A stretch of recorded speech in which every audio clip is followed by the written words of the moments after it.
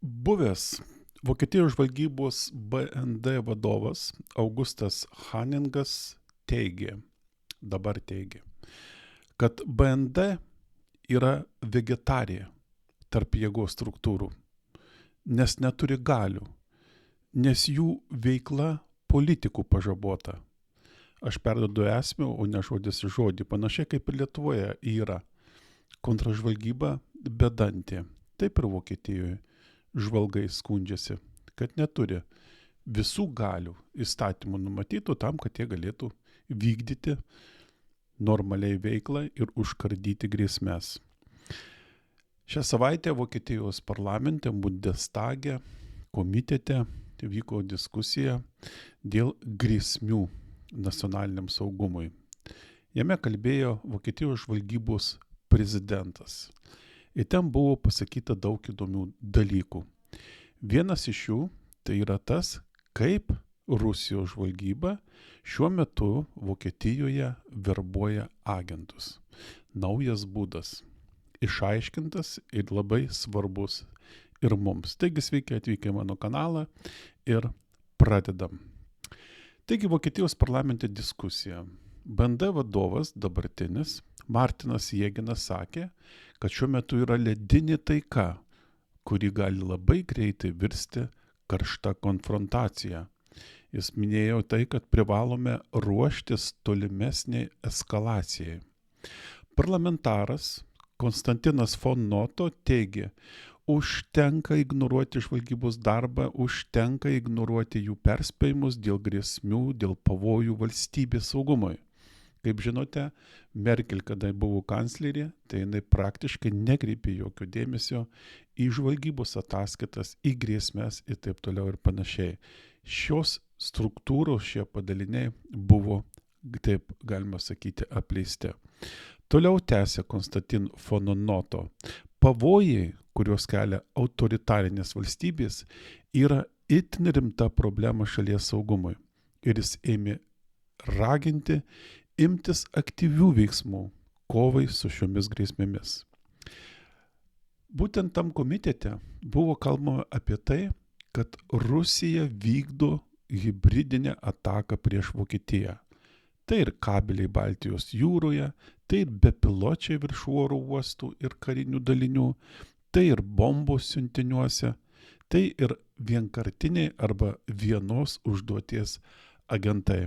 Štai čia yra kažkas naujo ir prie šitų agentų mes sustosime. Kaip vyksta verbavimas internete, taip kaip minėjo Vokietijos žvalgyba? Tai pirmas dalykas, kad mes geriau suprastumėte, yra išsiaiškinkime, kokios yra agentų rūšys. Yra įtakos agentas, tas, kuris daro įtaką sprendimams, kad tie sprendimai būtų priimti naudingi užsienio valstybei, tai yra patys vertingiausi agentai. Yra informaciniai agentai, kurie turi galimybę ir prieina prie itin slaptos ir svarbios informacijos, ir tą informaciją perduoda užsienio valstybei. Ir yra stebėtojai, sekliai, diversantai, žudikai, jie gali ką nors susprogdinti, jie gali stebėti kokį nors objektą, jie gali ką nors padegti, jie gali ką nors sumušti, jie gali ką nors pasekti, gali ką nors pabauginti, pagrasinti ir taip toliau. Tai yra žemiausio rango agentai. Kokius pasirenka būtent internete Rusijos žvalgyba agentus? Kandidatus į agentus, reikėtų sakyti taip. Tai yra tuos, kurie yra ideologiškai artimi, prorusiški, turi tokį požiūrį. Rusija jiems yra svarbu, o vakarai yra gabalas, jie taip sako. Jie jauni ir jie ambicingi, bet jiems trūksta pinigų. Jie jaučia pinigų stygių ir jie nori užsidirbti juos daug ir greičiau, tai yra lengviau. Ir kur ieško šitų agentų? O jų ieško Telegram kanaluose. Ten yra sukurta daug įvairių kanalų, kaip, pavyzdžiui, kadangi mes kalbame apie Vokietiją, į tai, kas vyko Vokietijoje, tai Vokietijoje buvo nustatyta, kad yra toksai kanalas Telegram, kurį sukūrė Alin Lip. jis vadinasi Naujienos iš Rusijos. Šitas kanalas turi 175 tūkstančius sekėjų. Ata Alin Lip nieko ypatingo nerašo, jinai tik tai iš rusiškų Telegram kanalų, tai tų visokių vojenkorų, ima vaizdo įrašus, ima tekstus, juos išverčia į vokiečių kalbą ir skelbia, viešina. Ir aplink jos kanalą Telegram susidarė daug kitų kanalų, kurie yra ir vokiečių piliečiai, ir Vokietijos piliečiai, ir Rusijos piliečiai, kurie gyvena vakarų Europoje, pačioje Vokietijoje. Ir jie, aišku, yra visi prorusiški, nes jie skaito tas žinutes, jie dalinasi jomis, jie diskutuoja apie tai ir jie yra nusiteikę prieš Ukrainą. Štai šituose kanaluose būtent Rusijos žvalgyba ir ieško agentų Vokietijoje. Tas pas yra ir Lietuvoje. Nemanykime taip, kad Lietuva yra kažkokia tai išimtis arba išskirtinė, arba yra mūsų kontražvalgyba tokia stipri, kad net Rusijos žvalgyba koją bijo čia įkelti. Aš manau, ne. Jūs matote socialiniuose tinkluose, kiek yra daug tokių kanalų. Telegram kanalų, Facebook'e, Instagram'e, YouTube'e, kur yra varoma tik į vieną pusę. Prorusiška daina ir niekas kitas. Ir ten yra labai daug sekėjų, kurie remia, kurie dalinasi, kurie komentuoja, kurie palaiko būtent šitą pasaulį, kuris eina žudyti kaimynus ir griauti kitus miestus. Taigi, čionais pažvejoti Rusijos žvalgybai taip pat matyti jie ir žvejoja ir gaudo tas žuveles. Kaip vyksta verbavimas, pats procesas? Tai pirmas žingsnis, ką Rusijos žvalgas turi padaryti, tai turi pasirinkti ir pažinti kandidatą į agentus. Pasirinkti labai lengva. Jisai pasirenka iš tų Telegram kanalų. Žiūri, kas paspaudė laiką, kas parašė komentarą prorusišką, ideologiškai tinkamą, kas parašė, pasidalino ir tada jisai pradeda rinkti apie tą asmenį informaciją. Nueina į jo paskyrą, apsižiūri visuose socialiniuose tinkluose, ne tik Telegrame, pasižiūri, kas jo draugai, kokia jo aplinka, apie ką jisai rašo, kokiais vaizdo įrašais dalinasi. Jis nori suprasti, ar tvirtas ideologiškai yra, ar netvirtas, ar jaunas žmogus, nejaunas, kokie jo hobį, ar dar kas nors. Vienu žodžiu, jis tyrinėja šitą žmogų, ieško silpnų vietų, pažeidžiamų vietų.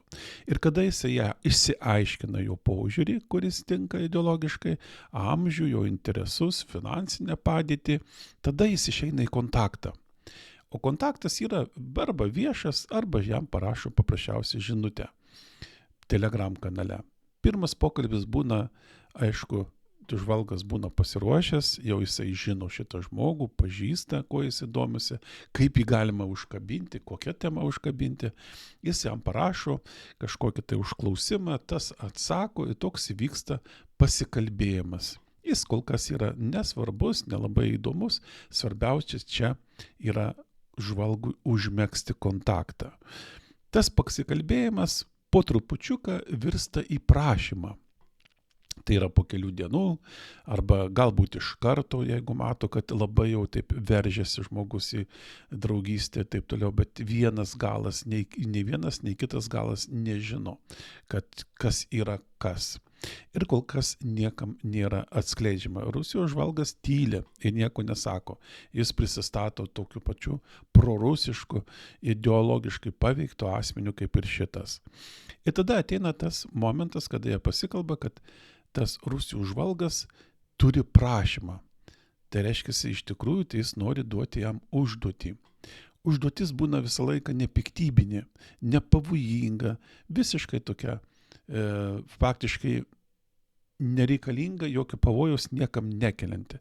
Nuvažiuok į kažkokią tai vietą, nufotografuok kažkokį tai objektą, arba ženklą pažymėk kažkokiu tai vietoj, arba pastebėk kažkokią tai, pavyzdžiui, aikštę ar kažkokį tai namą, pasakyk, kas įvažiavo, kaip įvažiavo, nufilmuok kažką tai tokio. Vienu žodžiu, nepavojinga užduotis.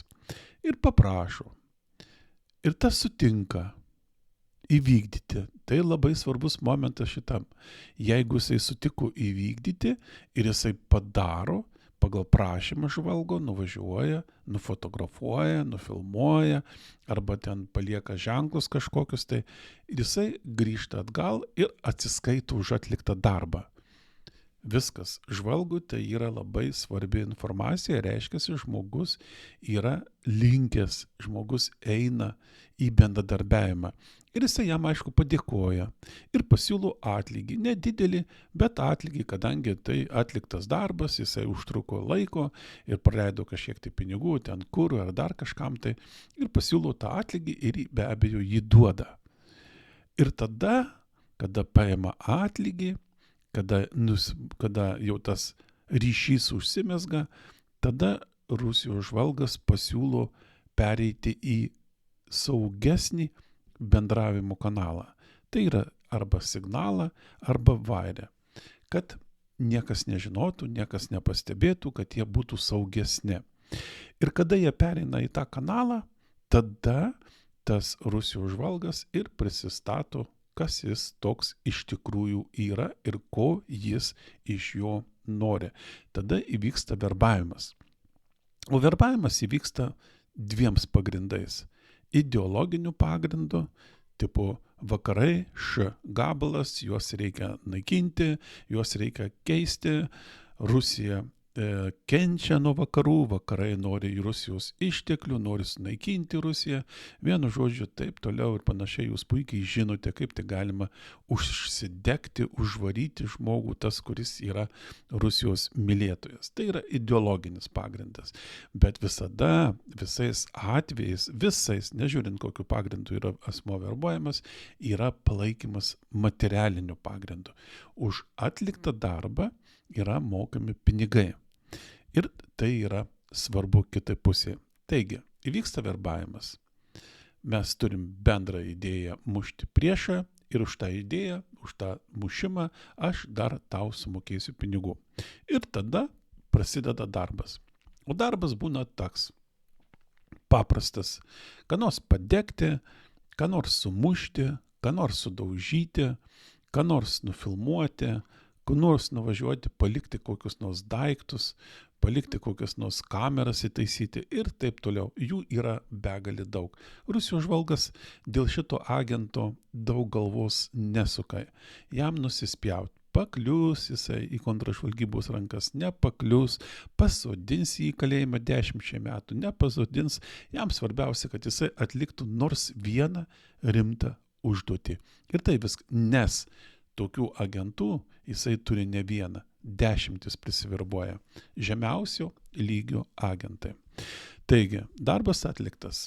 Taip nustatė Vokietijos kontražvalgyba, kokie procesai vyksta socialiniuose tinkluose ir kaip yra verbuojami būtent Vokietijoje gyvenantis ar Vokietijos piliečiai, arba Rusijos piliečiai, Ukrainos piliečiai, Baltarusijos piliečiai ir taip toliau ir panašiai. Svarbiausia, kad jie būtų prorusiški. Kaip reaguoti? Taigi kalba vyko ir apie tai, ką daryti į tokį atvejį. Užmerkti akis ir nieko neveikti, bandyti identifikuoti tuos agentus. Tai yra be galo sudėtinga, nes jūs susirašinėjimo tarp jų negaunat, jūs verbavimo proceso nematot, atsiskaitimų jūs taip pat nematot, jūs galite užšiopti Telegram kanale, kada vyksta pirminiai kontaktai, kada kalbasi apie žuvis, orą, politiką, bet nieko bendro neturi apie žvalgybą. Tai nieko jums nepasakys. Tačiau kai jie pereina į kitą lygmenį, tai yra į saugų kanalą, tada jūs juos ir prarandate. Žvalgyba neturi tokių galimybių rinkti informacijos būtent iš šitų bendravimo kanalų. Taigi, ką jums daryti? Reikia imtis kažkokiu tai veiksmu. Ir imatis. Vienas iš galimų variantų tai sukurti 100 profilių ir tuos profilius paleisti tuose Telegram kanaluose. Ir tikėtis, kad būtent už šitų profilių užsikabins Rusijos žvalgas. O jeigu jis užsikabins, pradėti su juo žaisti žaidimą. Apsimesti, kad tu suinteresuotas, ideologiškai paveiktas, tau reikia pinigų ir tu pasiduodi, kad tave užverbuotų. Tu gauni užduotį, tu ją vykdai užduotį. Aišku, jeigu jinai nedaro žalos valstybei, žmonėms ir taip toliau. Tu viską darai iki tam tikro momento. Kodėl taip reikalinga daryti? Tai reikalinga daryti tam, kad išsiaiškinti, kaip vyksta procesas, kaip vyksta pilnai verbavimai, per kokius kanalus, kokio yra naudojamos temos, kaip yra pervedinėjami pinigai, iš kur pinigai pervedinėjami, į kur pervedinėjami. Vienu žodžiu, bendravimas labai atneša daug informacijos, reikalingos informacijos, tam, kad paskui galėtum išskaičiuoti, identifikuoti kitus agentus. Tai yra vienas variantas. Antras variantas yra apsimesti pačiam rusų žvalgu. Būk tai tu esi rusų žvalgas ir ieškai agentų ir daryti taip, kaip daro jie. Ir būtent eiti į tuos prorusiškus kanalus Telegram, rasti ten žmonės tinkamus, išsiaiškinti juos, apšniukštinėti, pasižiūrėti jų ideologinius nusistatymus, materialinį stovį, interesus ir taip toliau ir juos verbuoti. O kada juos užverbuosi, tai čionais pagrindinis tikslas yra labai paprastas. Tai yra prevencinis darbas.